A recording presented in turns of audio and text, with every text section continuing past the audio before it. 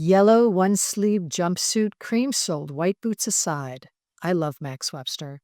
But let's be perfectly clear, this is not Max Webster. This is Kim Mitchell, lead singer and guitarist of Max Webster, and this is their third and final record, Universal Juveniles. But unless you lived along the Canadian border or had a visiting cousin feeding you a steady stream of 70s Canadian glam, you probably never heard of Max Webster until this record, and then probably only the one song. But you've probably seen this picture. This is making its round on some stupid Facebook record list put together by somebody who lives in his parents' basement. Do not listen to them. They don't know what they're talking about. Max Webster rocks, and it was stupid Capitol Records and closed-minded American radio executives that kept them from you. They were a great band in Canada for a decade. They were known and loved and written and documented by a number of Canadian journalists.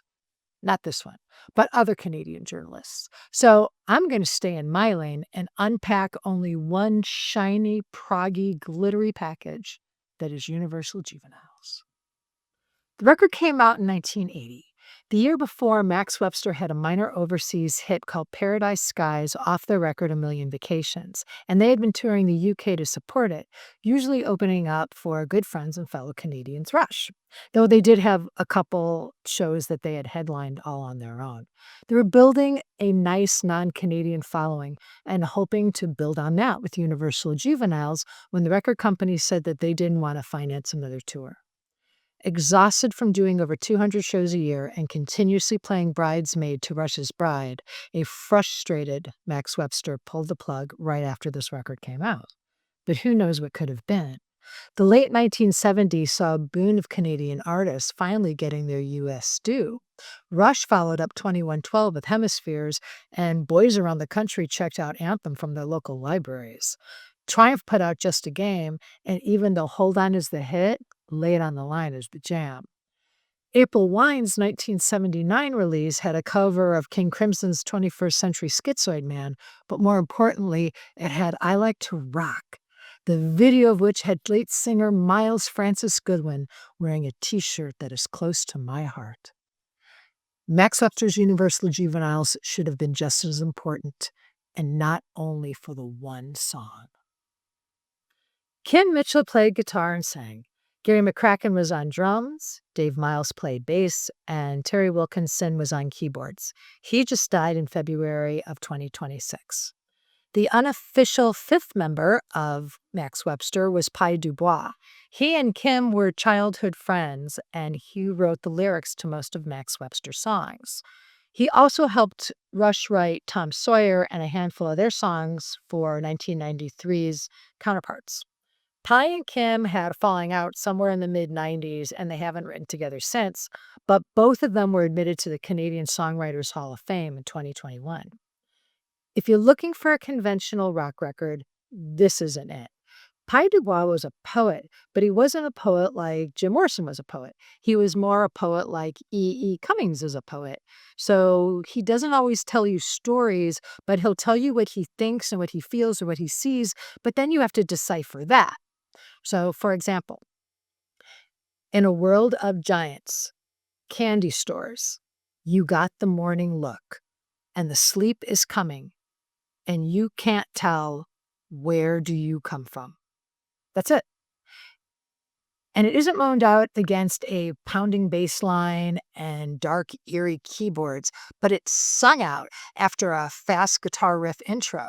It's almost southern rockish, like a combination of 38 Special and Molly Hatchet, but way, way, way, way better. April in Toledo is both a heartbreak song and a love letter to Canada, which makes it kind of cool, but somehow also makes it even sadder.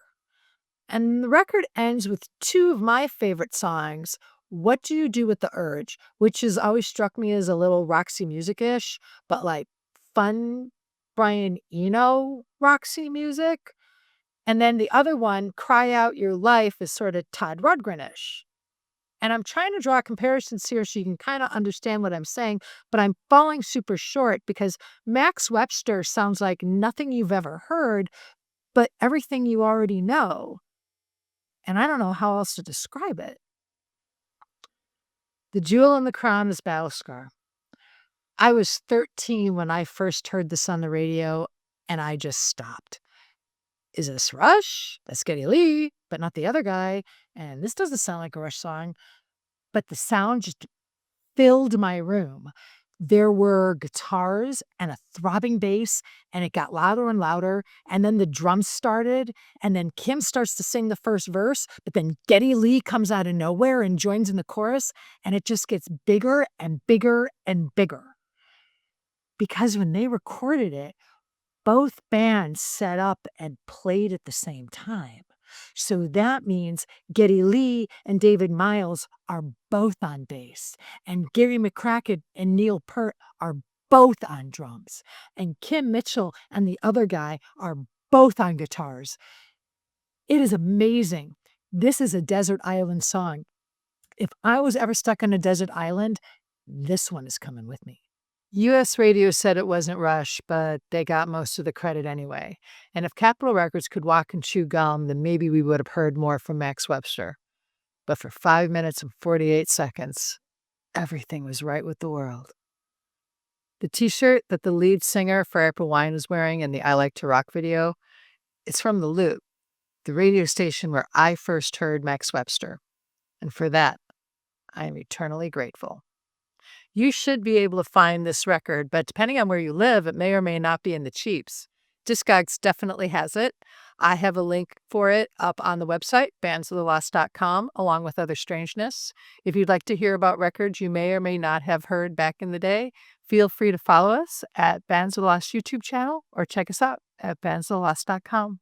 Happy digging.